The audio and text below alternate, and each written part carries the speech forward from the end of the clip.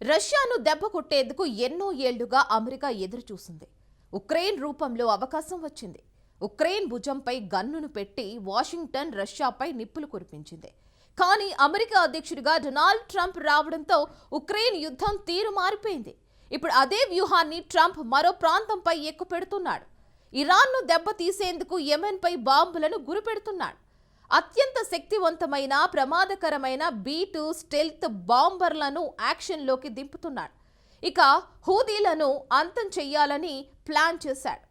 Plan హుదీలను అంతం చేయడమే అయినా మెసేజ్ మాత్రం ఇరాన్కు వెళ్లేలా ట్రంప్ ప్లాన్ వేశాడు. అసలు పశ్చిమ ఆసియాలో ఏం జరుగుతోంది? B-2 బాంబర్లను ఎక్కడ మోహరించాడు? Watch the story. భారీ యుద్ధానికి అమెరికా సిద్ధమవుతోందా? డేంజరస్ అమెరికన్ B-2 బాంబర్లు ఎక్కడికి వెళ్లాయి? యెమెన్ హూతీలకు ఇవే అంతిమ ఘడియలా? ఉక్రెయిన్ యుద్ధాన్ని ఆపేందుకు అమెరికా అధ్యక్షుడు డొనాల్డ్ ట్రంప్ తీవ్రంగా ప్రయత్నిస్తున్నాడు. అటు రష్యా అధ్యక్షుడు పుతిన్, ఇటు ఉక్రెయిన్ అధ్యక్షుడు జెలెన్స్కీతో చర్చలు ముమ్మరం చేశాడు. నల్ల సముద్రంలో కాల్పుల విరమణకు ఇరు దేశాలను అంగీకరించేలా ట్రంప్ దౌత్యం నిర్వహించాడు. 3 ఏళ్ల యుద్ధానికి తెరదించేందుకు ట్రంప్ అడుగులు వేస్తున్నాడు. కానీ పశ్చిమాసియాలో మాత్రం ట్రంప్ ప్రణాళికలు వేరుగా ఉన్నాయి. అదే సమయంలో ట్రంప్ యుద్ధానికి సై అంటున్నాడు. భారీ దాడులకు సిద్ధమవుతున్నాడు. ట్రంప్ టార్గెట్ ఎవరు అంటే యెమెన్లోని హూతీలే. ఇప్పటికే హూతీలపై యుద్ధ విమానాలతో నిప్పులు కురిపిస్తున్నాడు. కానీ అంతకు మించి ఏదో చేయాలన్నది ట్రంప్ ప్లాన్ గా తెలుస్తోంది. ఎందుకిలా చెప్పాల్సి వస్తోందంటే హిందూ మహాసముద్రంలో యుద్ధ ఘంటికలు మోగుతున్నాయి. తాజాగా అమెరికాకు చెందిన వెరీ డేంజరస్ B-2 స్టెల్త్ బాంబర్లు డియెగో గార్సియాలో ల్యాండ్ అయ్యాయి. హిందూ మహాసముద్రంలోని మారుమూల ద్వీపం ఈ డియెగో గార్సియా. ఈ దీవిని ఉమ్మడి సైనిక స్థావరంగా అమెరికా, బ్రిటన్ మార్చేసుకున్నాయి. తాజాగా డిగో గార్సియాలో కార్యకలాపాలు తీవ్రమయ్యాయి. తొలి నివేదికలు ఓపెన్ సోర్స్ ఫ్లైట్ ట్రాకర్ల నుంచి వచ్చాయి. ఈ ట్రాకర్లు అసాధారణ వైమానిక కదలికల్ని ట్రాక్ చేస్తాయి. కనీసం 7 B-2 స్టెల్త్ బాంబర్లను ఈ ట్రాకర్లు గుర్తించాయి. ఈ ఫైటర్ జెట్లు అమెరికాలోని మిస్సోరీలోని వైట్మన్ ఎయిర్ ఫోర్స్ బేస్ నుంచి బయలుదేరాయి. వైట్మన్ ఎయిర్ ఫోర్స్ బేస్ నుంచి B-2 బాంబర్లు ఆగకుండా ప్రయాణించి ఆఫ్రికా తీరంలోని డియెగో గార్సియాకు చేరుకున్నాయి. ఈ 7 బాంబర్లతో పాటు 3 C-17 కార్గో విమానాలు, 10 వైమానిక ఇంధనం నింపే ట్యాంకర్లు కూడా హిందూ మహాసముద్రానికి చేరుకున్నాయి. నిజానికి ఇటీవలి కాలంలో ఇంత భారీ స్థాయిలో అమెరికా ఎయిర్ ఫోర్స్ ఎక్కడా దించలేదు. ఈ పరిణామం అత్యంత తీవ్రమైనది. అమెరికా వద్ద మొత్తం 20 B-2 స్టెల్త్ బాంబర్లు ఉన్నాయి. అందులో 30% ఇప్పుడు డియెగో గార్సియాకు చేరుకున్నాయి. సో ఇక్కడ ఏదో భారీగానే జరుగుతున్నదని అర్థమైపోతోంది. ఈ బాంబర్లను కేవలం తమ శక్తిని ప్రదర్శించడానికి డియెగో గార్సియాకు అమెరికా తరలించలేదు. అవి శత్రువుల గగనతలంలోకి చొచ్చుకుపోయేవి. అంతేకాదు ఊహించని విధంగా దాడులు చేయడానికి మోహరించబడ్డ బాంబర్లు అవి. అందుకోసమే ఇప్పుడు కూడా అమెరికా వాటిని హిందూ మహాసముద్రంలోకి తరలించింది. నిజానికి డియెగో గార్సియా బేస్ను ఉపయోగించుకుని గల్ఫ్ యుద్ధాలు, ఇరాక్ యుద్ధాల్లో దాడులకు దిగింది. ఆఫ్ఘనిస్తాన్లోనూ అలాంటి పని అమెరికా చేసింది. సో ఇప్పుడు డియెగో గార్సియాలో డేంజరస్ B-2 బాంబర్లను మోహరించడంతో పలు సందేహాలకు తావిస్తోంది. ఈసారి హూతీలను లక్ష్యంగా చేసుకున్నట్టు కనిపిస్తోంది.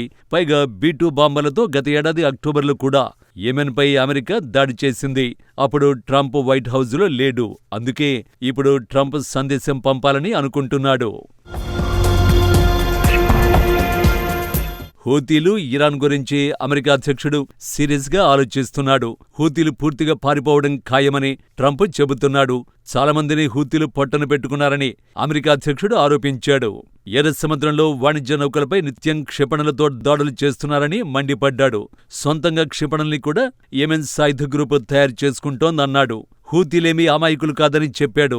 వారికి ఇరాన్ కూడా క్షిపణులను అందిస్తున్నట్టు ట్రంప్ ఆరోపించాడు. ఇదిలా ఉంటే హూతీలను అణచివేసేందుకు డెడ్లీ B-2 బాంబర్లను డియెగో గార్సియాలోనే ఎందుకు మోహరించారు అన్న సందేహం మీకు రావచ్చు. ఇక్కడ అమెరికా వ్యూహాత్మకంగా వ్యవహరిస్తోంది. పశ్చిమాసియాలోని అమెరికన్ సైనిక స్థావరాలన్నింటికన్నా డియెగో గార్సియా స్ట్రాటజికల్ గా చాలా భిన్నమైనది. ఎందుకంటే ఆఫ్రికా ఐలాండ్కు ఉన్న దూరమే కారణం. యెమెన్ నుంచి డియెగో గార్సియా 3500 కిలోమీటర్ల దూరంలో ఉంది. ఇరాన్ నుంచైతే 4000 కిలోమీటర్ల దూరంలో ఉంది. ఎటువంటి ప్రతీకార దాడులకు ఆస్కారం లేని సురక్షిత ప్రాంతం డియెగో గార్సియా. ఇరానియన్ లేదా హూతీల బ్యాలిస్టిక్ క్షిపణులేవి డియెగో గార్సియా వరకు చేరుకోలేవు. సో ఎదురుదాడులపై అమెరికన్లకు ఆందోళన ఉండదన్నమాట. దీన్ని బట్టి చూస్తే అమెరికాకు డియోగో గార్సియా చాలా సురక్షితమైన సైనిక స్థావరం.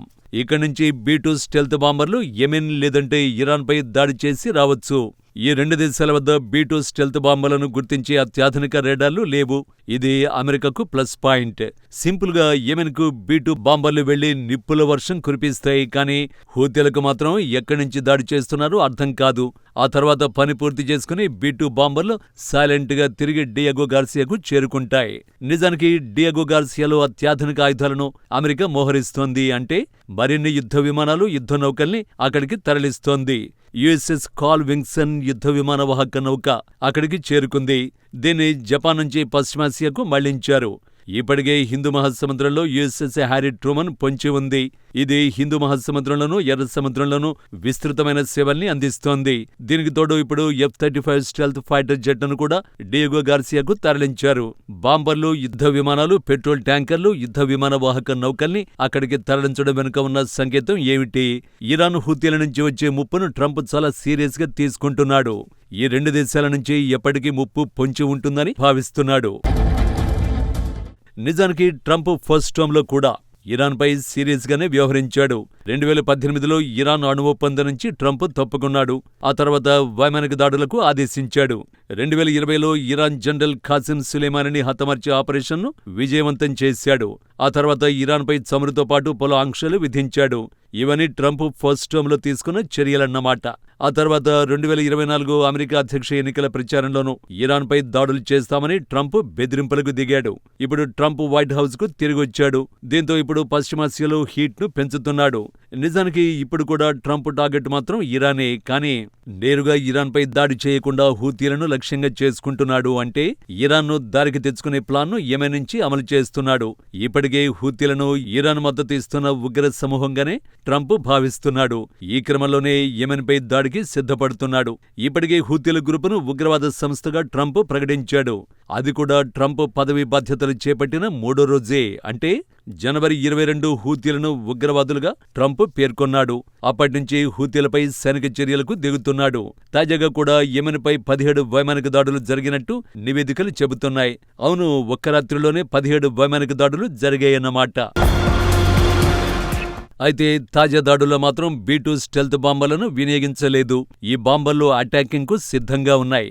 డియోగో గార్సియాలో మోహరింపులన్నీ భారీ వైమానిక దాడుల్ని సూచిస్తున్నాయి. సో ట్రంప్కు స్పష్టంగా ఓ ప్లాను ఉందన్నమాట. ఆ ప్లాన్ కోసమే వెరీ డేంజరస్ యుద్ధ విమానాలను డియోగో గార్సియాకు పంపడంతో హూతీలను బలహీనపరచాలని ట్రంప్ కోరుకుంటున్నాడు. ప్రస్తుతం ప్లాన్లు హూతీల అంతమే కావచ్చు. కానీ ఆ సందేశం మాత్రం ఇరాన్కు అమెరికా అధ్యక్షుడు పంపుతున్నాడు. అణ్వాయుధాలు తయారు చేయకుండా ఇరాన్ చర్చలకు రావాలని ట్రంప్ ఆదేశించాడు. చర్చలకు వచ్చేది లేదు, ఏం చేసుకుంటావో చేసుకోమని తెహరాన్ సవాలు విసురుతోంది. దీంతో చర్చలకు వస్తారా, యుద్ధానికి సిద్ధపడతారా అంటూ ట్రంప్ ఇరాన్కు అల్టిమేటం జారీ చేస్తున్నాడన్నమాట.